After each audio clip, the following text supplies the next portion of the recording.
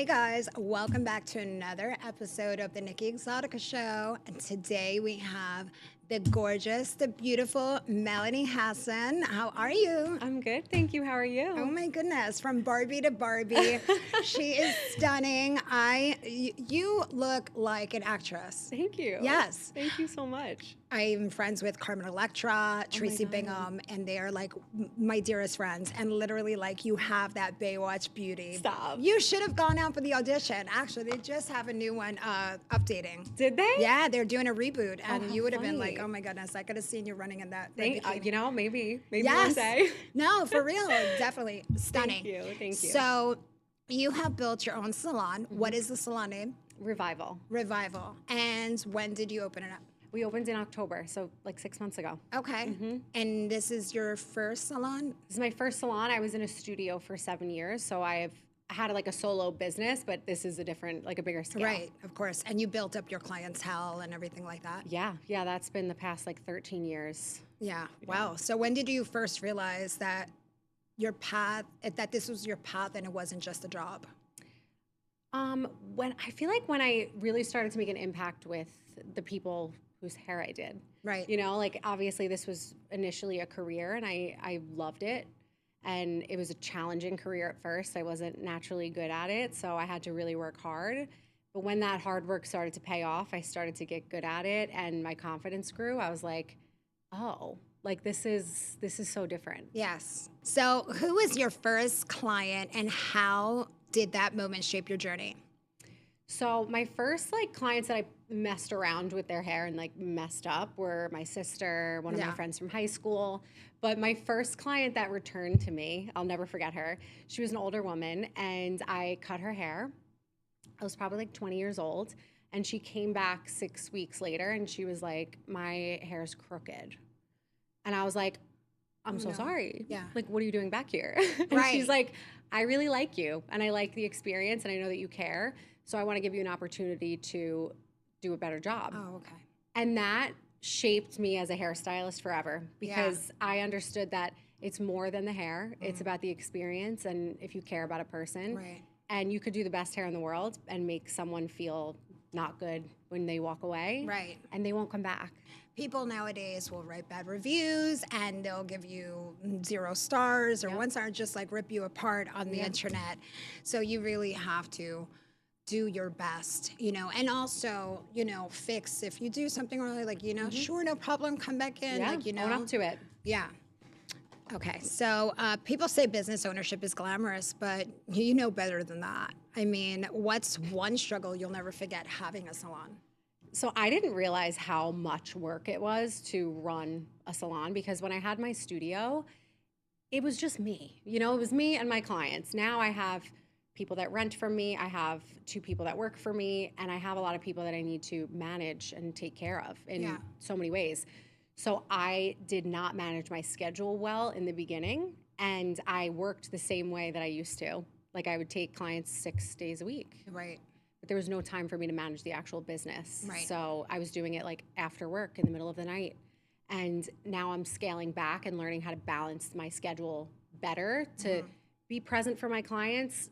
I have to say no and cut back a little bit, but also to be present for my staff and the people that are around me every day. Yeah, I mean, you have to pick what side you want to do. You know, it's hard to do it all, like managing and then doing hair and, you know, running the business. It's so many things. You know, you have to can't manage. do it. Right, you have to manage. It's like being an octopus. It really is. Like I'll be in the middle of doing 2 clients and then like my water heater's not working and the water's freezing, and I'm like, okay, I have to solve this problem. And what if your, you know, assistants or other people that work for you, they're like having an issue with a client, and then you got to like go over there and like take care of them. To handle it. It's a lot of work. This happened this weekend. We had a client that was unhappy with something, and I want to be always the person who handles it because I don't want anyone being mistreated by a client, and I want to make sure that they feel taken care of. And I had to step away from 2 clients that were there. My assistant took over. She did a beautiful job, but I was there to handle the issue. And if I didn't have the people that were around me, that I wouldn't have been able to be present in that area. So you have a good, strong team around you. I'm so lucky. Yeah. They're the best. I like really, I got very lucky. That's great. I'm a type of person that is like, sometimes if you want something done right, you got to do it yourself. Absolutely. You know, and I've put my trust in some people during my years, and they let me down. So it's like, you know, I get it. Like, you know.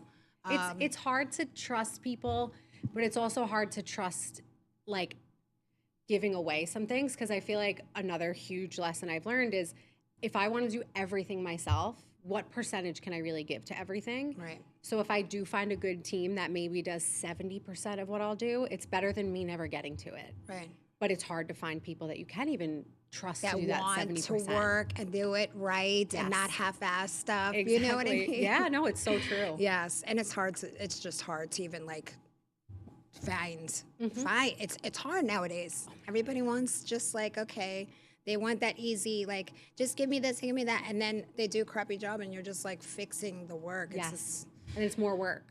Luckily, like, we've had some hiccups, you know, through the last 6 months, but I've been able to communicate those things, put it in perspective, and they're so receptive. So that's all you could really ask for is open communication and just respecting each other. So salons can be chaotic. And so was there ever a moment where you wanted to walk out and never look back?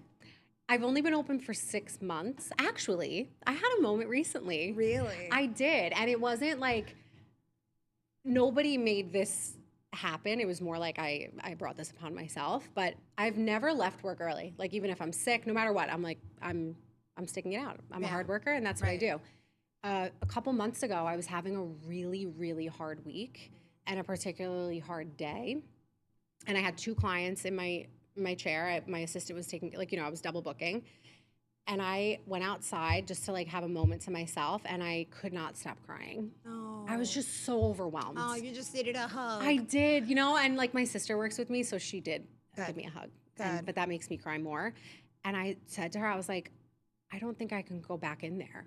No. And I've never done that. Oh, no. And I left and I went home. How did the clients feel? Did they feel like you kind of... I mean, so they're my really good clients, the 2 of them. That's all that matters. Thank God. So they understood. Like, they understood. It wasn't anything like they didn't have highlights in their head. If that was the case, I would have stuck around, you know. You can't. I wouldn't have left like that. But my assistant took care of them. They left happy, and I called them the next day. Yeah. They were beyond understanding. You know beyond. What? Sometimes you just have a breakdown. Yes. And you had a mental breakdown. I did. And I've had it before, girl. I've had it, like, on television, I've had it. But, you know, they come and, you know, it's either you break down and you can't do it. You know? I'm sure it's really hard for that to have to relive that too. Like, when that comes back up, like, it's hard to get through those moments, and we all go through them. Yeah.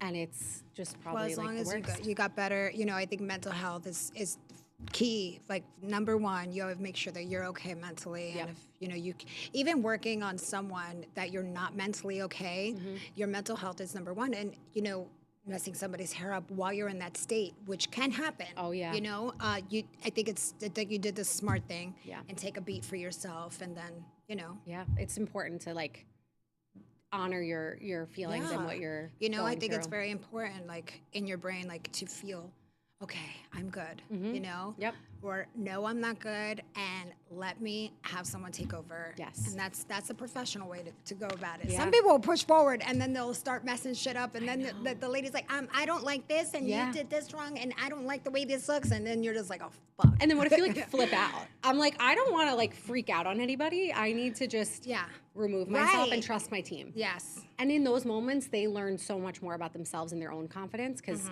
they had no other choice but to finish what I started, and they did.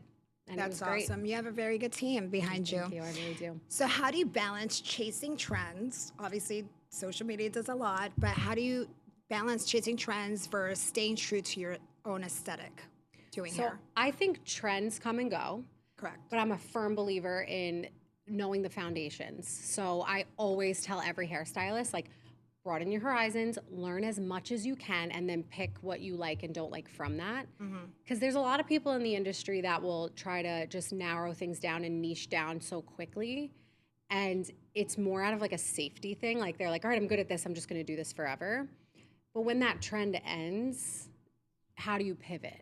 Right. You know? So I think knowing the foundations, knowing the ABCs of cutting and color and whatever you do focus on, you can pivot when the trends do change, and you can figure out a way to like put them into your aesthetic, and your aesthetic should change through the years, and you should evolve. Yes. So I think just understanding that you will evolve, being open to it, and not resisting the changes that will inevitably happen are the best way to keep up with everything. So as you're saying that, I watched one of your videos on your page, and I was watching the highlights being done, and then you did highlights going down, which obviously is the traditional way, and then you did one highlights going backward and upwards. Yeah. I've never seen that. And Really? I mean, I'm just getting back into doing hair, so it's like I have never seen it going up like in that Like way. the foil was on the head, and then I was like painting upside You're painting down. upside down, yeah. And I never like. Is that like a certain technique that you were taught? Because I know I wasn't taught like that in school, but that's like updating techniques. So I usually do that in the back hairline and like in the front. The hairline in the front, because I get a good base for the foil to sit. Uh-huh. And then I'm able to really like saturate the product, because the hair is like on the head. I can get really close to the hairline. Okay. And you're elevating it. So when I you love elevate that. something, it softens when it comes down. Yeah, I was going to ask you that, because I was wondered, because when I get my hair done, it's obviously down. So I was like just curious as to the approach and why you do it up. So now it's good to know that. Yeah, elevating it creates softness. And we all know that in some area, you know, like whether you cut more or you do extensions more or whatever area you're doing it in, like whenever I explain that to people that I teach, they're like, oh, like, of course. Like when you do layers, it's soft because you're elevating, you know? Yeah. So it's. Did they teach you that? Because they didn't teach me that in hair school. Like, oh my God, no.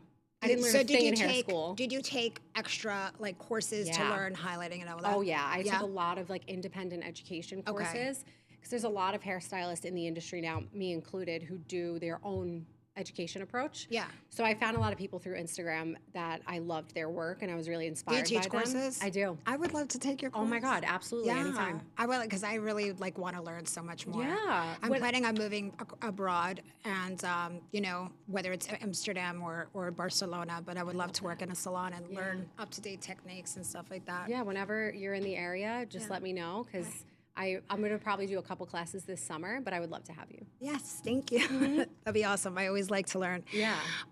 So if you could collaborate with any beauty brand in the world, who would it be and why? So I collaborate now with L'Oreal. Yes, I saw that. And was that salon-centric? Yes. Yeah, so that was like a dream come true. Yeah. And I've been using L'Oreal for my whole career. So that's familiar to me. That's what I know and love. So I feel like I'm there. I think now what I want to focus on is building my own brand with education, because like the products can take you so far. Right. You know, so I think if I had to think outside of the hair world, I would probably say like if like Patrick Ta makeup would ever collaborate with me, that would be like a dream come true. Yeah. But I feel like I got there with the dream hair brands. My friend is very close to Patrick Ta. Really? Yeah, I love him. I love his Such products. a small world. Yeah, right? Put in a good word. Yes, of course. So, okay, so you've built something beautiful with your salon, but what legacy do you want to leave? I really want to encourage people to be really authentic to themselves and lean into who they are. I feel like there's a lot on social media where people tell you what's working. Oh, I grew because of this, or I got a clientele because of that. But if it doesn't align with who you are, it's almost impossible to sustain that. Correct. So when I really found my success is when I started to understand who I am and lean into it. So I think if I could inspire anybody, even just one person, to just be the most them they could be, I will feel like I can. You could just got to be your authentic self, like That's me. it. Exactly. It's so important. You can't care what people think about you. You know, you just got to go for it. And I mean, do you have any kids? I mean, single? Single, no kids. Why is it always us beautiful girls that are single? This makes no sense. Where are men? I think there's just so little. There's like a very small number of. You know what? After the there. internet, girl, and after all the dating sites, and after all the you know, the availability of finding women online, it's just nobody could be like faithful. You know, Yes. stop being cheaters and liars, and you know. Yeah. Well, the dating apps, like, I've experienced them like over the years so many times, and I'm like, I can't download one again. Like, Me too. I just, you know, when you just like, you're so exhausted by I've it. tried Tinder. I've tried Bumble. Yep. I've tried a lot. Yep. At Match, girl, I'm over it. It's rough out there. It really is. Yeah, But so. I travel. I am social. I'm like, I always tell people, because, you know, my clients or my family, they're like, when are you going to find someone? I'm like, I'm very You much can't look like, for it. yeah, I'm like, It's gonna happen just when it's God's timing. exactly. And know? like, I'm very focused on just having a full life. Successful, Yeah. beautiful, and content. Like, you know, Yeah. just have your castle and be that queen, and eventually you'll find your king. Yeah, I love that. It's so true, though. Right? Yeah, because you can't, like, because I probably could have gotten married a few times already. I'm like, it would have been the wrong thing. You know, you could always find someone that will Yeah. like want to settle, because you're probably not right for them too. Right. You know, like, I've been with people where I'm like, trust me, I'm doing you a favor. Like, we're not good together. You know, so I think just knowing that one day, like, it could happen. You know, Your just, Prince Charming will come, girl. Yeah. You are so gorgeous. I can't stop staring at her. She's so oh my God, stunning. thank you so much. Oh my So gosh, are well, you. it was such a pleasure having you. So, like, you. what's next for you? I mean, you have the salon, you have your product, L'Oreal in Salon Centric. Anything else? I want to see you get into TV. I would love that. I think that would be cool. You guys, whoever's watching this, she needs an audition in Hollywood. Oh my She God. deserves to be on a show, and someone you. takes over your salon and manages and takes over. And you Thank know you. what? Yes, you definitely, you're just Thank you. a Aw, star. Thank you so much. You're so sweet. I'm so happy to be here. Yes, Thank you for having me. Thank you for coming. And that is all. Where can they find you? On So, Instagram. I'm on Instagram and TikTok, TikTok. at Melanie M. Hasson. Okay, that's it. That's and it. that's another episode of the Nikki ExotiKa Show. Bye. Thank you. Just so narcissistic, so narcissistic.